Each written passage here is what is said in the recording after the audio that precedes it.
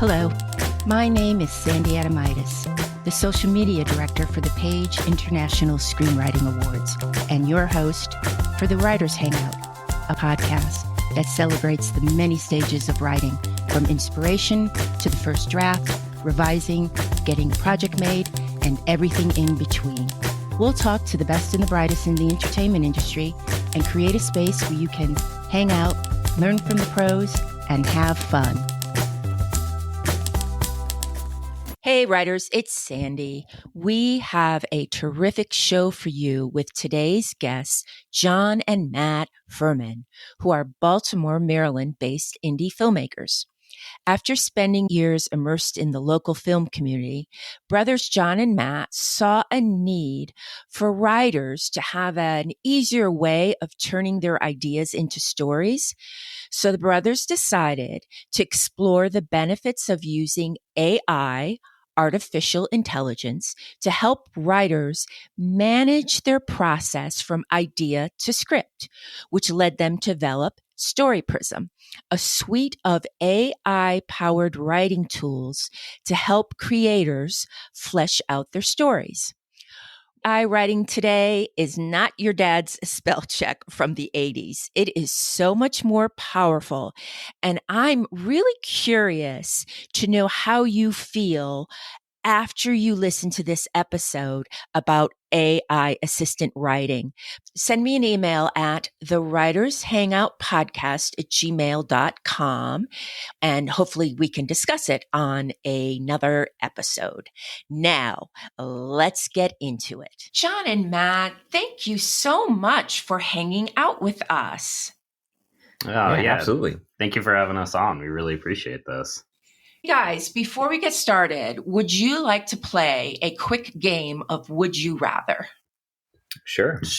Yeah. Okay, I'm going to ask you a question, and I would like John to go first and then Matt to answer. How's that? Okay. Sure. All right. First question. Would you rather live a peaceful life in a small cabin in the woods or a drama-filled life in a mansion in the big city? John. Probably peaceful life in a cabin in the woods. Matt.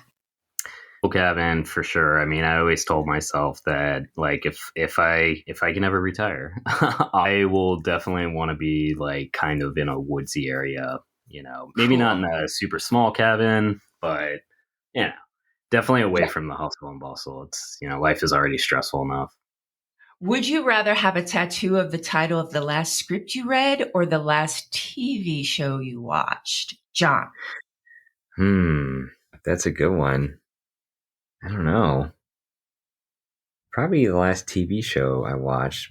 And what was that TV show? Oh man, you know what? I just watched the show called Mr. Mercedes. It's a Stephen King one. I don't know if I'd rather have a tattoo of that. I think Mr. Mercedes is a perfect. Yeah, that's a good one. I guess I already answered. So yeah, I guess so. There it is. Matt. Well, I'll just make this fun and say the last script I read. And the title? Is actually untitled right now. So, Untitled. Untitled. So are we going with untitled or untitled right now? Because that's a bigger cost in a tattattoo. Oh, yeah. That's a good point. I would just probably say untitled, just to save the money. That's deep. John, would you rather spend a Friday night out with Kurt Stutter, creator of Sons of Anarchy, or Mike White, creator of White Lotus? Ooh, that's a good one. I love both shows, but probably Mike White because I love White Lotus more. Cool. Matt? I'd have to say Sons of Anarchy. I don't know. I mean, it was a visceral show, and I mean, it was amazing writing in that. And so I'd love to just meet with him and pick his brain, Back to you, John. Would you rather read the book or watch the movie? Probably watch the movie. Yeah, definitely have to say watch the movie. I mean, to each his own. I read a lot, but a lot of the stuff that I read is nonfiction because whenever I'm reading, I really want to see it, and when I read, I see it in my head, which can be very interesting, but I don't know. There's just something about like film and it just is so much more of an immersive experience. So, and that makes it more visceral. Yeah. John, would you rather be stuck on an island alone or with someone who talks incessantly about Henry and the Hendersons? Definitely, I would rather be with someone for sure. So even if they're talking about Henry Henderson's, which is not bad. Yeah, I'd probably have to say Henderson's, as long as I can get away. Yeah, exactly. Right. Take walks on the beach. Yes. John, would you rather have Rambo or the Terminator on your side in a fight? The Terminator for sure. Matt? I'd have to probably say Terminator just because he's more effective. Yeah. Cool. John, would you rather have to watch only Lost in Space reruns or only Black Mirror reruns for an entire year? Black Mirror, for sure. Matt? Yeah, Black Mirror. Definitely have to go with that. Last one. Would you rather, John, have an extra $10K in your budget or a driver to take you to set, back and to set every single day? Definitely the 10K for sure. Okay. Yeah, no, definitely the 10K just because, we can drive ourselves, and with the 10K, you could split that up into possibly 2 or 3 films. Yeah, well, yeah, they're micro budget with cell phones. Right. Yes. You are true indie film guys for taking that 10K for the budget. I applaud you. Okay. For most, using AI to write is brand new, and words like chatbox and chat GPT and natural language processing are being bandied about like writers and artists have always been using those words. I mean, everywhere I go, those words are just being spoken by everybody. And I'm not even sure what they all mean. And we're going to be discussing all of that with you. But before we get into it, you are brothers and you are part of the supportive Baltimore indie film community.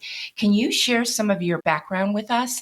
And if you don't mind, your voices are very similar. If you don't mind saying, this is John, this is Matt. Sure.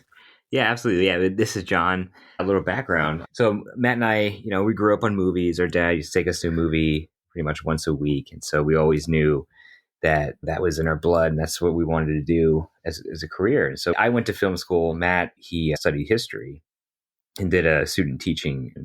And I work professionally as a cinematographer and an editor in the Baltimore area. And we also make independent films, and there's a lot of great filmmakers here in the Baltimore area. And a lot of them, aren't signed, and, they kind of work with whatever budgets they can get. And, but there's a great community and everyone helps each other out. And so Matt and I are part of a group called the Charm City Filmmakers. And there's one of the things that's great about them is they're really open with new filmmakers and people who haven't made a movie before. And so we saw a lot of people coming through this group and making great movies, great looking movies. Right. And we realized that the stories were lacking. Right. And it's like, it almost feels like the technology has. You're speaking of the writing, of course, yeah, exactly. So there was this thing where we saw people go through and they made their first movie, right, and it was okay, and then they made the second one, it was better, and the third one, but the stories and the writing just never seemed to keep up. It was one of those things where the skills of making the movie improved, but it seemed like the writing was lacking. And so Matt and I saw this opportunity where the technology to make a great looking movie has become accessible to everyone, but writing and the skill and the craft of storytelling seems to be still very, very elusive for a lot of people and very, very difficult. And it takes a very long time to master the craft and to get really, really good. And so with the introduction of AI, we saw this opportunity to help, especially new filmmakers and new writers to kind of learn the craft quicker and to kind of get the ideas that are in their head on page in the way that can translate well on screen. And so that's kind of how Story Prism started, and that's kind of how we fell into this. Yep. So, Matt, you started writing. It was almost like you were a directing writing team almost. Yeah. Once we graduated high school and we went off to college, John, he ended up pursuing film. And, I was kind of more pragmatic. And I was like, oh, well, I need to, make money and blah, blah, blah. So, but I don't know what I want to do. So I got into history and teaching because I really am interested in history. But I realized I didn't want to do that. And so I found myself in a rut. And this was around the time when John was doing like corporate videos and stuff. And he was kind of in a rut. And so that's when, we kind of decided to band together to just make narrative films because we were just like, we didn't know what we wanted to do, but we knew that this was meaningful to us and it made us feel happy. And Right. because I didn't have any formal training in film, I was almost defaulted into writing, right? Because somebody had to like have the script. Yes, love that. Somebody's got to play the bass. Somebody has to write. And as soon as I started digging into it, before I even learned like that there were script writing software out there and I was using Word and just writing it like regular novels, I just fell in love with it immediately. And I obsessively pretty much wrote almost every day for like anywhere between 2 to like 6 hours just to figure out how to master the craft and nail down the story that we're trying to convey, because we had all these ideas, but they don't really go anywhere. Your mom and dad had no idea they were birthing a production company. They got, yeah. I mean, that was perfect. Yeah, your brothers, you like each other. You do like each other, right? Yeah, of course. Sometimes. Your brothers, you like each other, and now you're creating together. I mean, that's how legends are made.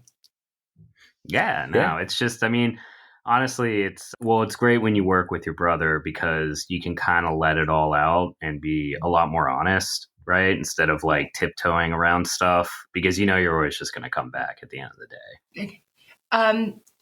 Your love of film, brought you to create Story Prism. Now, I'm going to take a stab at this. I hope I get this right, because this is all new to me. And one of the reasons why I'm very, very excited to talk to you guys today. Story Prism is a software that provides AI-powered writing tools. Is that correct? Yeah. Okay, I think I've got my mind wrapped around it. But for our listeners and for the writers out there, can you just give us a 30,000-foot view of AI-generated writing? And then we'll get, more down into the minutia with Story Prism. I guess the best way to think about it is it's a very sophisticated algorithm that has a whole bunch of data, text data, that's fed to it from open source information on the internet. And then that data, it learns words and how to string them together using this huge swath of data before the data is then taken away. And then you can interact now with this algorithm via text, and it can output stuff that mimics human voice. So you can ask it a question, and using its predictive models that it has, then it pretty much just predicts what the likely answer would be to that, which is why you get some randomness as well, and also some inaccuracies, as we saw with ChatGPT and the integration with Bing. So that's stuff that they're kind of trying to work out, is trying to figure out how to make it a lot less random, more accurate. So that way it can be a lot more reliable. And so just like a human too, you can train these models. So basically, if you just feed it a whole bunch of examples for some specific task, then it can basically fine tune itself to where you can get outputs that are much, much more accurate and more expert level. Similar to like, somebody who doesn't know anything about cinematography, learning and doing cinematography over and over again, and then being a contractor. Right. Yeah. Yeah. I like to think of it like, if you remember in the Matrix, when Trinity's, on the truck, and she's on her cell phone, and she says, I need to know how to hotwire this particular model of motorcycle, and she gets the information downloaded into her. Like, kind of wild analogy, but it is a little bit similar. It's like you can take a huge chunk of text. Like, for example, if you wanted to fine tune the AI to be an expert on this particular style of plot design, right? You can basically find some examples of that particular style, feed it to it, and now that the AI is an expert on that, and it can help you, with whatever task you need. So let's take a step back. And this is how I was able to kind of comprehend it all. It's easier to grasp this if you're thinking of it for content, letters, something not quite as expansive, screenplays. But say I want to write a sales post and I say, I'm selling my house. It's this big. It has this many bathrooms and it's got charming woods around it. And I just feed it all in. I can press a button and a paragraph will come back to me and I will program it to be for selling my house. Is that correct? Yeah, absolutely. Right. So yes. Now how does that translate to screenwriting? When it comes to screenwriting, it's pretty much almost the same principle. It's really good at spitting out frameworks for you. But if it's specifically trained on very specific things, so like here's a good example, on the nose dialogue, right? Yes. That is something that spell check can't identify. Correct. Can you explain what on the nose dialogue is to Oh, sure. Yeah, so on the nose dialogue is sort of this thing that you do with your dialogue where you're not using subtext in your action lines, and instead you're kind of putting it into the dialogue. And it's usually things that are like really obvious that everybody in the room knows. So then it kind of makes that dialogue sequence seem off and fake, It's like sort of breaking that suspension. Could it be like, hello, mother, I'm going to kill you with this knife? Yeah, exactly. Instead of hiding the knife or using sort of subtlety in their dialogue. Yes. Yeah. And so with this, what it can do is if it's trained properly, it can identify areas in the dialogue that may appear on the nose. And so then it can give you suggestions on like how to integrate subtext into that dialogue. Or maybe even suggest like, hey, don't say anything at all. Yeah. Or another example could be if you input into the AI, for instance, your premise or your character's desire or, any kind of attribute, right? In theory, the AI would have that information. So it could identify within the dialogue, within your screenplay, choices that you've made that may not align with your premise or the character choice that may be incongruent with its desire. And that's where the power of AI. Something really as my screenplay is set in urban downtown LA, and my character goes outside and picks poisonous flower from the street. What a bad example, sorry. But the AI can tell me, you're not going to find a poison plant growing downtown LA? So yes, mostly that is correct. Again, they're still working out like sort of the randomness of it. It's not quite there in terms of researching, but it is pretty darn good. I mean, I've been experimenting with it personally on just ChatGPT and, for writing questions and because that's one of the only few things that I can verify is like, okay, that's pretty correct. Or not. But, if I asked it a question on physics, I would have no earthly idea if it was true or not. Do you mind explaining GTP? Basically, it's just a natural language processing algorithm that is run by OpenAI right now. And they have other AI models that are on OpenAI, as including DALL-E. They just came out with DALL-E 2. An image gen. Yeah, that's an image gen model. But then they also have, ones that you can train yourself, like GPT-3. And then with ChatGPT, it's really just sort of an interface. It's a chat interface that's openly available. They have a free one that you can use, and you can also pay a subscription. Matt, you said that you ask ChatGPT writer questions. What do you mean by that? Well, questions related to the writing craft itself, because I kind of wanted to stress test it to see how accurate it was. And so I asked it questions that I asked when I first started out, which is, how do I map out my story? What does it mean when they say utilizing white space? That doesn't, what does that Oh, mean? great. Good. And it can answer that very, very well. Great. What is your goal with Story Prism? Let's talk about Story Prism. That's your baby.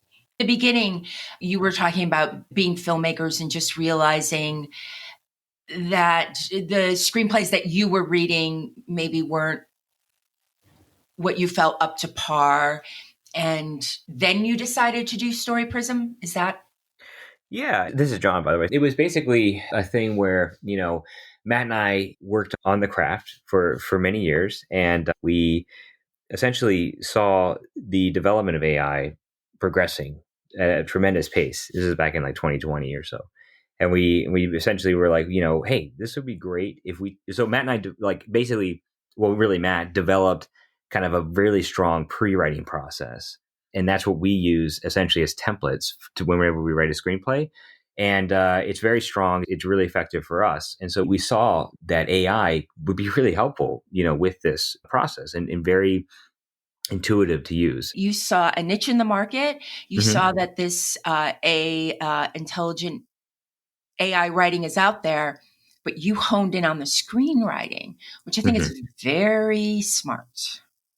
Yeah, thank you. Yeah, Yeah. I appreciate that. Yeah. Yeah. It's exactly, because that's the hard, I mean, that's pretty much, I would argue, is one of the hardest things to do next to, running an entire production as a showrunner for a big show. But it's very elusive, and it's hard for people to grasp. And the best, the thing that we realized with AI is that, instead of being like the sci-fi movies where it just completely replaces us, it basically is programmed to be an assistant to make up in the areas that you lack in.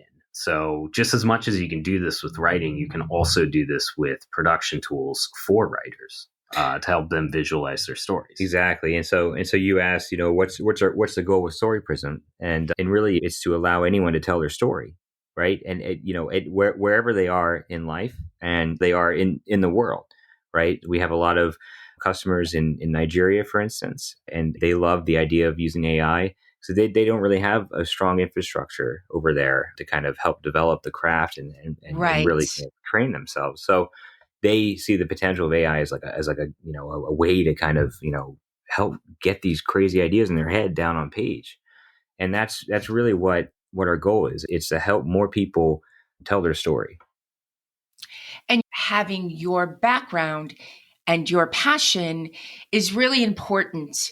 I think this would all take longer to be successful if people who weren't writers were developing this software. Yeah.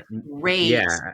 Yes. That creative people are building this software, because the creative mind is different from your average person who's just looking for marketing tools to fill out a medical blog. Yeah, absolutely. And I think it's very interesting you brought that up, because there is kind of this interesting dynamic within the tech space. So Matt and I are kind of, immersed in both the AI world and then also in the entertainment world. There's a lot of technical people who don't get the artistic side. And right. There's nothing wrong with that, but they just don't. Exactly. Yeah. But yet they want to build tools to help writers or to help, other things like that. And so, and if you, I don't mean to, basically disparage any of our competitors, but if you look at some of what they're creating, it doesn't necessarily work for screenwriters, right? It doesn't necessarily work for that craft. Right. And it's clear that they're not necessarily thinking in that sense. And so, which is very specific. And it takes a lot of, skill earned and learned to really understand what goes into that. Yeah, but I think it also has to do with experience as well, right? Because like the experience of creating something that's the reason why we sit on the computer and, spend hours writing, or why we, put a lot of sweat, time, and energy into film productions, because it's that process, that satisfaction you get from creating something.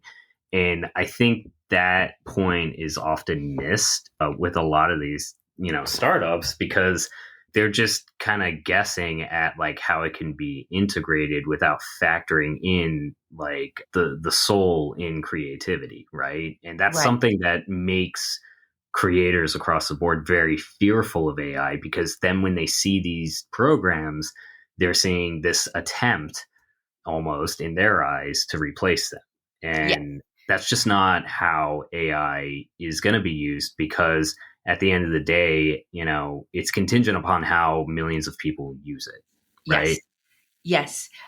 One of the things I told myself when I started to look into this AI was to not get fearful, to not roll my eyes, you know, just get in and find out what it is. And in my research, oh, and by the way, we're not affiliated in any way, shape, or form.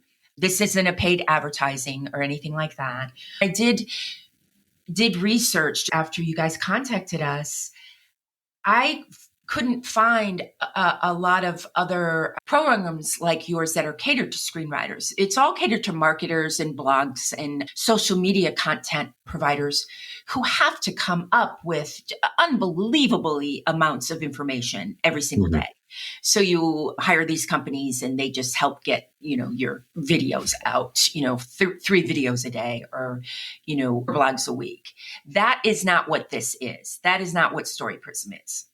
I mean, you can kind of utilize it that way, correct? You could, yeah. It is very specific to screenwriting.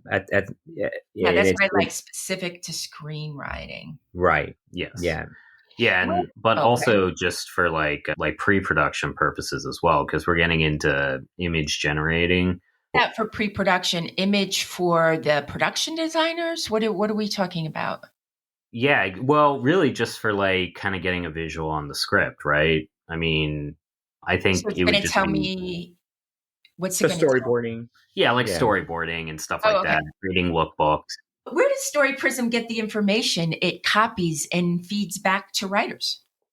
The information comes from, well, first off, so what Matt said, you know, with GPT-3. So GPT-3 is the AI that we use, and they were trained on all the information on the internet, basically up to like 2019 or something like that. That's how they made their models. Well, open source information. Of course. They didn't like hack into encrypted websites. Yeah, and open source means it's open for everyone to use. Exactly. So anything that was available open source. Exactly. So they train their model, right? And so they allow companies to kind of like use it. And basically, you know, you could use it straight out of the box, right? But that essentially is kind of dumb for your specific task straight out of the box. So what you have to do is you have to fine tune it.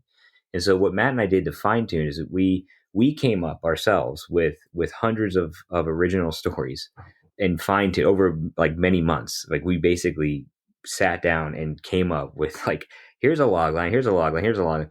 And it was exhausting, but we essentially trained our own AI out of GPT-3 that's very fine-tuned, specific for the tools that we offer.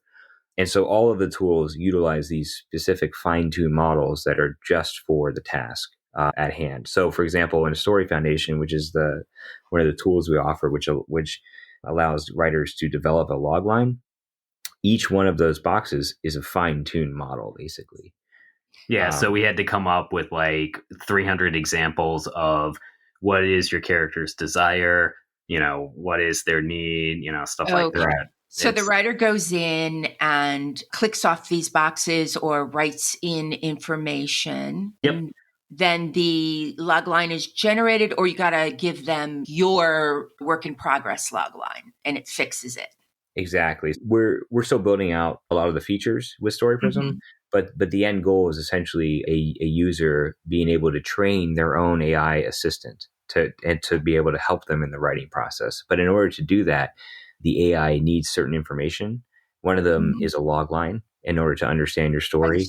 Okay. And then the $1 million question: does AI write your screenplay for you? No, definitely not. If you did that, so I'll put it to you like this. Technically, can, say, ChatGPT write your story, right, from finish to end? Yeah.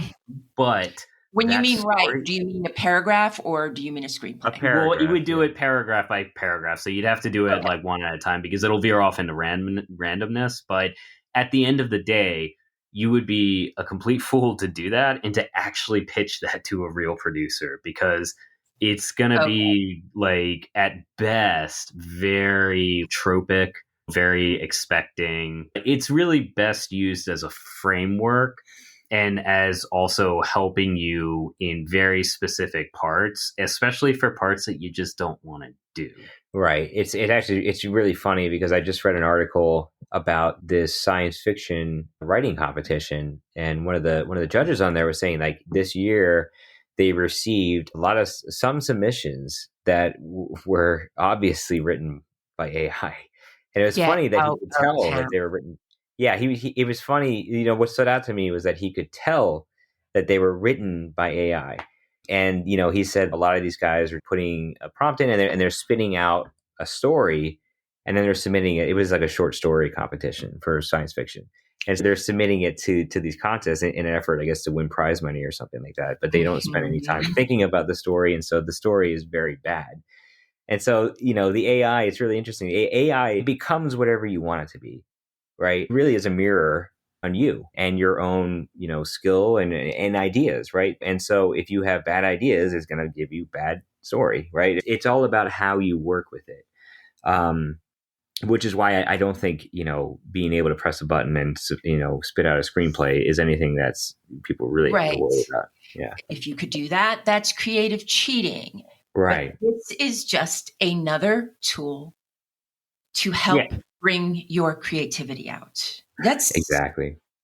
There's a saying by Ernest Hemingway that it's none of their business that you had to learn how to write. Let them think you were born this way. You don't have to tell anyone that an AI helped me figure out my log line. You might have called up a friend, brainstormed for the same log line. Yeah, Yeah. It's, absolutely. I mean, you have to it's put in a tremendous amount of work anyway. It's yeah. just it And for helps your those people who don't have writer friends, and for those people who have writer friends that won't talk to them anymore because they ask way too many. We Yeah. know that writer. Come on. We know that writer. Now, you've mentioned that it's getting smarter. So this leads me to another $1 million question. What do you say to writers who feel a machine could replace them? Should they fear AI? And are you Skynet? No, well, definitely not Skynet. One day, right, AI could become so good that it could automate away 60 plus percent of the workforce, right? Now, it That's would high, 60%. it is, yeah. And I'm not saying this is going to happen now or 10 years or 20 years. Nobody knows what the future is going to be like. But I think just at some point down the road later, maybe beyond our lifetimes, who knows, there is a real possibility for that happening. But if that were to happen, then the entire economic model that we have would implode. We can't let that happen because the entire economy exists because we created it as people, right? It exists to basically serve ourselves. Mm-hmm. So when it comes down to it, at the end of the day, if that does happen, then a new economic model will change, and you could see this new symbiotic relationship form between creators and the viewers themselves because there would be a massive demand for creators to be able to continue to create and make money, and there would be a massive demand from everybody to find different ways of making money. And what better way to make money than to in a tokenized economy where users or anybody can just invest in pretty much anything they want, including media content, studios, or individuals, you know? This you can support a writer. So Audiences. basically, so there's a lot of things that are kind of coming out of the woodwork from crypto and blockchain technology as well that a lot of people aren't really paying attention to, especially since there was this crypto bust that happened and, Sam Bankman Friedman and all that other crazy garbage. But that was a bubble, right? Because of new technology that came out, very similar to the internet, but probably on steroids. And that shook a lot of people up. But the underlying technology, though, is still being worked on. And I think a lot of amazing things will come out of that. One of that being decentralized autonomous organizations, also known as DAOs. And that's the basic idea is you could essentially have a company where the shareholders are the users themselves instead of a few rich people who get in on the ground floor. And then that holds the companies accountable and it also enriches the users as well at the same time. And if, a company maybe does something that's not so popular, maybe even nefarious, then people can speak with their money and they can leave and they can go to another DAO, like a competitor.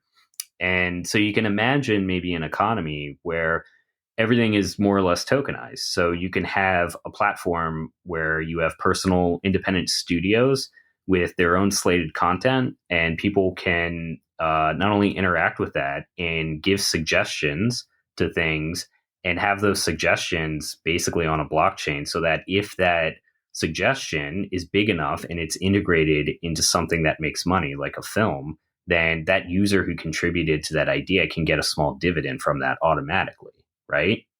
And then they can also just directly invest in the films or the shows or the users themselves.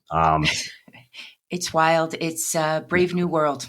But I think it's important to emphasize that, the market is really the deciding factor in this, right? So, in addition to that, there's a lot of other forces involved, right? There's the law, legal stuff, politics, unions, stuff like that. So to answer your question, is there a future where AI basically automates away all jobs and everything like that?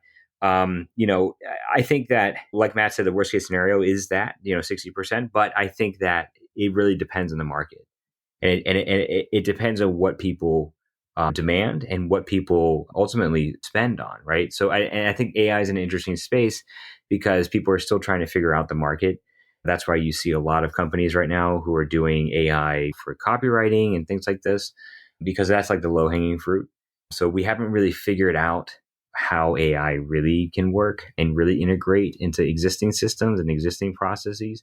That's kind of what Matt and I are trying to figure out with Story Prism for the entertainment industry. That's still to be determined. And so I don't see a future. Personally, I'm an optimist. I don't see a future where, nobody can work and everyone gets, basic income and this and that. I see a future where it's more empowered. That's more open. And, people don't have to rely on spending 10 years of their life trying to toil away at a dream that may not happen, right? They can do it now. And that's really what we want to see. And that's what we're trying to build. Yeah. Okay. Where do our writers find you if they want to check you out and learn more about Story Prism? Sure. Yeah. You can check us out at storyprism.io. That's our main website. We also have, a Facebook page and Twitter, which is Story Prism, and then also a YouTube channel.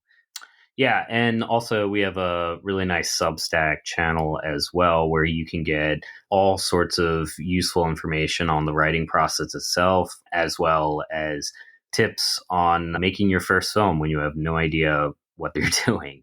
You just find us on all those channels. Great. Matt and John, thank you so much for spending this time with us and discussing a complicated subject and breaking it down for us. Yeah, absolutely. Our pleasure. Yeah, definitely happy to be here. That's a wrap for the Writers Hangout. Thanks so much for listening. If you enjoyed the show, please subscribe, like, and thrive.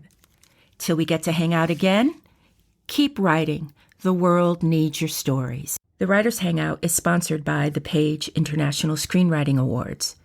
Executive producer, Kristin Overn. Producers, Terry Sampson and Sandy Adomaitis. Music by Ethan Stoller.